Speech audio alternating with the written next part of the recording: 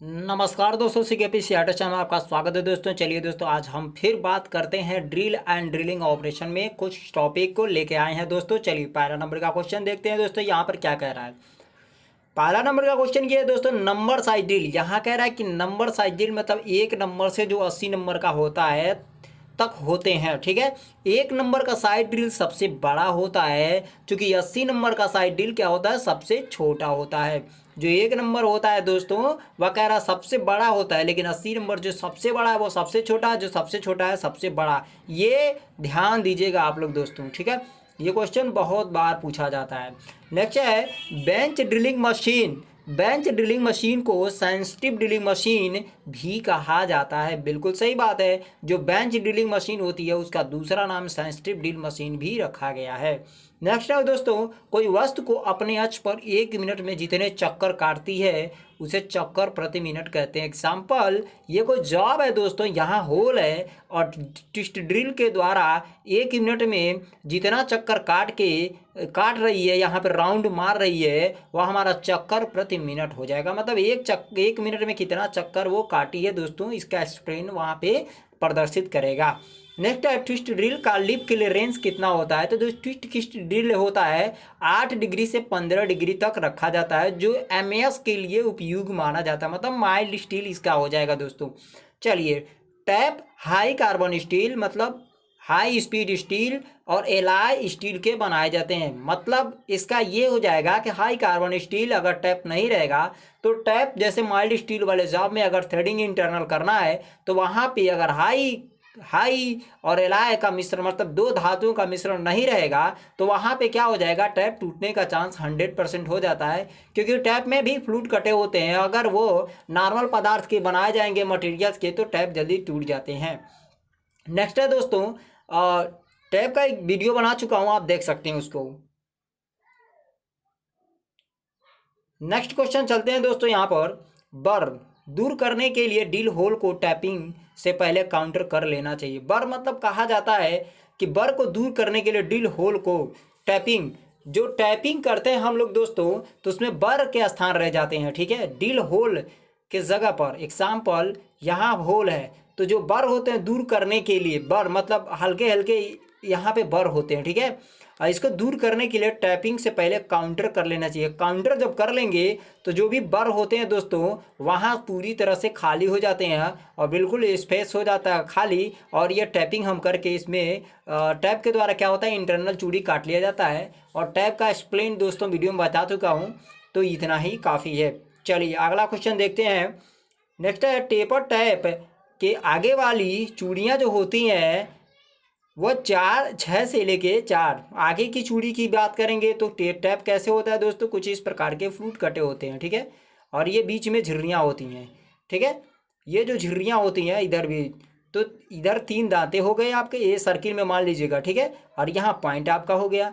तो ये जो फ्लूट है यहाँ बीच में दोस्तों, ये फ्लूट जो है खाली है, ये कह रहा है कि 6 से 8 चूड़ियाँ 4 डिग्री टेपर ग्राइंड होती हैं नीचे से दोस्तों।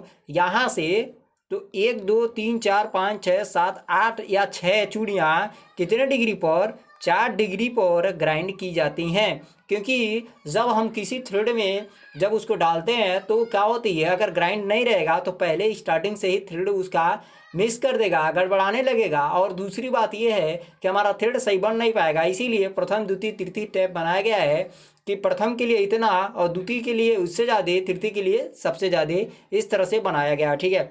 नेक्स्ट चलते हैं दोस्तों, मास्टर टैप का प्रयोग प्रशुद्ध चूड़ियाँ काटने के लिए किया जाता है। मास्टर टैप जो होता है प्रशुद्ध चूड़ियाँ काटने के लिए, रफर tap, taper tap, master tap, इस प्रकार के टैप बनाए जाते हैं। तो मास्टर टैप जो होता है सबसे अधिक प्रशुद्धता चूड़ी जहाँ पे काटनी रहती है वहाँ पर मास्टर टैप का यूज किया जाता है। गैस टैप की बात करेंगे, गैस द्रव की पाइप की फिटिंग के लिए हम गैस टैप का यूज किया जाता है। नेक्स्ट है यहाँ पे दोस्तों spiral fluted tap. Spiral fluted tap का कीवे मतलब जहाँ पे खांचे कटे होते हैं की गहराई जहाँ पे की लगाना होता है, सुराखों में चूड़ी काटने के लिए यूज किया जाता है। एग्जाम्पल के रूप में आप जान सकते हैं, पंपिंग सेट में आप देख सकते हैं, या जहाँ पे दो शाफ्ट को जुड़ना रहता है, या कपलिंग क्लच जहाँ पे होता है, वहाँ पे कहीं ऐसा जगह देखे होंगे कि शाफ्ट है दोस्तों यहाँ पर, लेकिन शाफ्ट में क्या है, यहाँ पर इंटरनल ऐसे होल है, और इस होल में क्या कटा है, थ्रेड कटा है दोस्तों, ठीक है। और यहाँ पे क्या करेंगे, एक बोल्ट ला के ऐसे लगा देंगे दोस्तों, ठीक है। तो ये बोल्ट इसमें बढ़ जाएगा। तो कौन सा स्पाइरल कट के द्वारा हम इसको चूड़ी इसमें टैप के द्वारा काट देते हैं, और बिल्कुल आसानी से अगर कोई दूसरा शाफ्ट इसके अंदर है तो बिल्कुल आसानी से दोनों का होल एक जगह ला के जोड़ दिया जाता है। चलिए नेक्स्ट क्वेश्चन कह रहा है, गन टैप का प्रयोग अधिक उत्पादन, बिल्कुल सही है, अधिक उत्पादन के लिए हम इसका प्रयोग करते हैं। और सबसे ज़्यादा कहाँ पे यूज होता है, तो फैक्ट्रियों में या कंपनियों में इसका यूज किया जाता है। मीट्रिक टैप के लिए ड्रिल साइज की चूड़ी टैप साइज है 1.23 इंटू पिच है, टैप साइज 1.23 इंटू पिच लिया जाता है। एग्जाम्पल के रूप में ले लेते हैं दोस्तों, पिच जो है हमारा चूड़ी, ये जो चूड़ी है उसकी डेप्थ आप पिच बोलेंगे, टैप साइज की बात करेंगे तो ये टैप जो होता है उसका साइज हो जाएगा, और उसमें ये 1.23 का इंटू पिच जो है हमारा डेप्थ जो है उसमें गुणा हो जाता है दोस्तों। इस प्रकार से हम किसी भी मीट्रिक टैप में ड्रिल साइज सूत्र लगाकर हम उसका साइज निकाल सकते हैं दोस्तों, ठीक है। मीट्रिक की बात कर रहा है, यहाँ पे बीए का है, मतलब ब्रिटिश एसोसिएशन इसको बोला जाता है, और यहाँ पे मीट्रिक है तो मीट्रिक टैप इसको बोला जाता है, ठीक है। तो इस प्रकार से आप भली भांति समझ चुके होंगे कि इसमें क्या करना पड़ेगा। सबसे पहले साइज का नंबर ये देखना पड़ेगा कि मीट्रिक में है कि बीए ब्रिटिश में है, ठीक है दोस्तों। पाइप एसोसिएशन एक होता है, एक बीए ब्रिटिश एसोसिएशन हो जाएगा, बीएसपी ब्रिटिश स्टैंडर्ड पाइप हो जाएगा। इस तरह से मानक चूड़ियाँ बनाई गई है, ठीक है। विथ वर्ड एक आता है दोस्तों उसमें, और डब्लू करके WA आता है, तो विथ वर्ड आता है, इसको बोलते हैं, ठीक है। तो इस प्रकार से अब यहाँ पे मैं देख रहा हूँ कि इसको और पिच को दोनों के इंटू कर देते हैं, और तब जाकर हमारा टैप सूत्र निकलता है, और फार्मूले फिर रख के तब आगे बढ़ाते हैं, ठीक है। अगला चलिए देखते हैं, बीए टैप के लिए ड्रिल साइज का tube tap size 1.2 into pitch रखा जाता है दोस्तों। इसको भी वहाँ पे रखने पर हमें बिल्कुल आसानी से हल हो जाती है हमारी question. Bottoming tap, bottoming tap में एक या दो चूड़ियाँ ग्राइंड होती हैं। जो बॉटमिंग टैप होता है, एक या दो चूड़ी ग्राइंड की जाती है। नेक्स्ट है, बॉटमिंग टैप के प्लग या फिनिशर टैप भी कहा जाता है, बिल्कुल सही है दोस्तों। फिनिशर टैप या आप प्लग टैप भी कह सकते हैं, बिल्कुल इसको कह सकते हैं। नेक्स्ट है, एक्सटेंशन टैप की सैंक बहुत लंबी होती है। एक्सटेंशन, जहाँ पे नाम एक्सटेंशन आ जाए वहाँ जान जाइए बहुत लंबी सैंक वाली है, जिसका प्रयोग है गहराई में चूड़ी काटने के लिए हम इसका यूज किया जाता है एक्सटेंशन टैप का। बैंड सैंक टैप की एक लंबी मुड़ी हुई होती है। बैंड सैंक टैप, जो बैंड सैंक लगाया एक टैप जो होता है उसके टैंक जो होती है ऊपर की लंबी मुड़ी होती है, इसके लिए टैप हैंडल की आवश्यकता नहीं होती, ठीक है। डायरेक्ट यूज हम कर सकते हैं इसको, ठीक है, इसलिए इसको थोड़ा लंबा रखा जाता है। फ्लूटेड टैप में फ्लूट्स नहीं होते हैं। फ्लूटेड, फ्लूटलेस, फ्लूटलेट मतलब बिल्कुल फ्लूट नहीं है उसमें, उसमें फ्लूट होते ही नहीं है, ठीक है। नेक्स्ट, डाई बाहरी चूड़ी काटने का या बाहर कटिंग करने का एक्सटर्नल कटिंग टूल है। एग्जाम्पल, कोई सॉफ्ट हमारे पास, यहाँ पर थ्रेड काटना है दोस्तों, ठीक है, तो किससे काटेंगे, तो डाई के द्वारा हम इस पर चूड़ी काट सकते हैं। चलिए अगला क्वेश्चन देखते हैं दोस्तों। यहाँ है डाई, डाई का प्रयोग किसी गोल राड, गोल जाप, पाइप आदि पर बाहरी चूड़ी काटने के लिए किया जाता है। डाई का प्रयोग, गोल राड मैंने अभी बताया, गोल जाप मैंने अभी बताया, पाइप वो भी पाइप है, बाहरी चूड़ी काटने के लिए उसका यूज किया जाता है। डाई हाई कार्बन स्टील का बनता है, अगर इसे कम पावर में बना दिया जाएगा तो वो खुद के टूट जाएगा, क्योंकि हाई स्पीड स्टील की भी बनाई जाती है। और हार्ड एंड टेम्पर किया जाता है, क्योंकि जो हमारा मटेरियल होता है जिस पे चूड़ी काटना है कहीं वो उससे टफ हो, तो जिससे कारण दिक्कतें हो सकती हैं, इसीलिए हम लोग ऐसा कर लेते हैं। चलिए अगला क्वेश्चन देखते हैं दोस्तों। चलिए अगला क्वेश्चन देख लेते हैं दोस्तों। निम्नलिखित प्रकार की डाई होती है। तो डाई जो होती है एक सॉलिड डाई होती है, जिसमें एडजस्टिंग का कोई चांस नहीं रहता दोस्तों। नेक्स्ट है स्प्लिट डाई।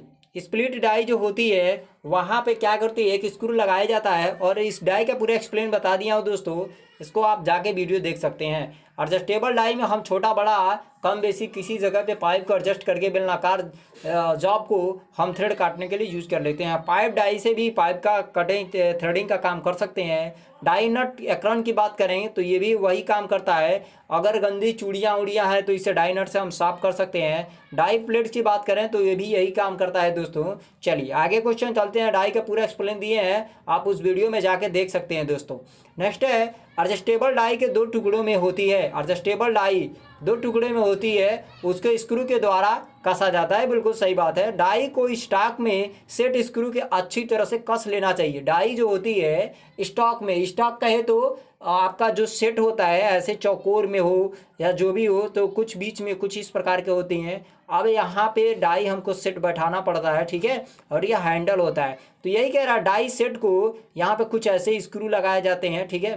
तो स्क्रू के द्वारा बिल्कुल आसानी से अच्छी तरह से कस लेना चाहिए। ओके, नेक्स्ट बात करेंगे यहाँ पर, डाई नट षटभुज और चौकोर, हेक्सागोनल और स्क्वायर आकृति का होता है। डाई नट षटभुज और चौकोर स्क्वायर आकृति का होता है। तो ये ऐसे भी होता है दोस्तों, और षटभुजाकार भी होता है। तो षटभुजाकार के लिए थोड़ा इस प्रकार से बनाना पड़ेगा, ठीक है। और यहाँ पे ये भी और यहाँ पे ये भी, ये डाई नट हो गया, इसमें थ्रेड सारे कटे हैं दोस्तों, ठीक है।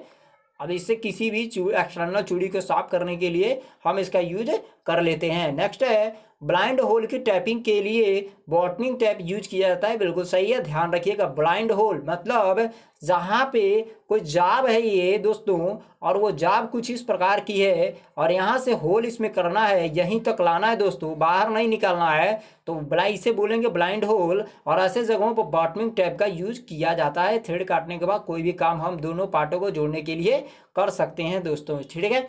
नेक्स्ट है, एकरन डाई एक आधुनिक डाई है जिसका प्रयोग होल या ग्रूव में लगी राड को चूड़ी काटने के लिए किया जाता है। एकरन डाई जो होती है, कोई होल है या ग्रूव है, कोई होल है इसके अंदर या कोई ग्रूव कटा है, खांचे कटे हैं, उसमें इसमें लगी राड पर चूड़ी काटने के लिए हम यूज करते हैं दोस्तों, ठीक है, एकरन डाई के द्वारा। नेक्स्ट है, डाई स्टॉक एक होल्डर डिवाइस, होल्डर मतलब होल्डिंग डिवाइस है। होल्डिंग मतलब एक पकड़ने वाली डिवाइस है जिसका डाई को पकड़कर चूड़ी काटी जाती है। इन्हें डाई हैंडल भी कहा जाता है। नेक्स्ट है, डाई द्वारा चूड़ी काटने के लिए राड को साइज के निर्धारित किया जाता है।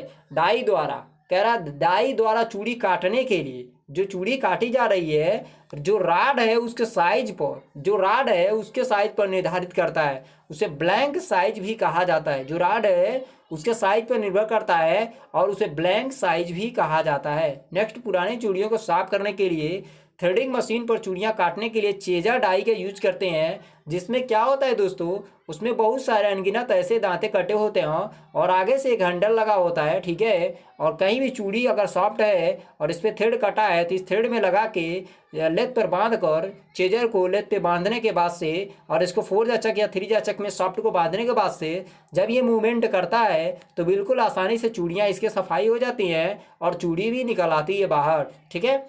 उसके बाद हम यूज कर सकते हैं उसका डील। एक चक्र में धात के अंदर जितना घुसता है, ये मैं पहले बता दिया था कि उसको बोलते हैं दोस्तों फेड। यहाँ पे क्वेश्चन क्या कह रहा है, निम्नलिखित में से पेचकस स्क्रू ड्राइवर कौन सा भाग है। पेचकस के स्क्रू ड्राइवर का शैंक होता है दोस्तों, मैंने बताया था आपको। एक हैंडल होता है, हैंडल के बाद से बीच में शैंक होता है, उसके बाद से ब्लेड होती है दोस्तों। तो शैंक ये वाला हो गया, ब्लेड की बात करें तो ये हो गया, हैंडल की बात करें तो ये हो गया, और उपरोक्त की बात करें तो ये सभी हो गया। तो ऑप्शन नंबर डी इसमें बिल्कुल सही है दोस्तों, यहाँ पे वही बात कर रहा है। चलिए अगला क्वेश्चन देखते हैं। यहाँ पर पेचकस का हैंडल का साइज व्यक्त किया जाता है। तो शैंक की लंबाई से, मैंने अभी बताया कि शैंक की पूरी लंबाई से पेचकस के हैंडल की साइज व्यक्त किया जाता है दोस्तों। चलिए दोस्तों, अब अगले वीडियो में मिलते हैं। नमस्कार दोस्तों।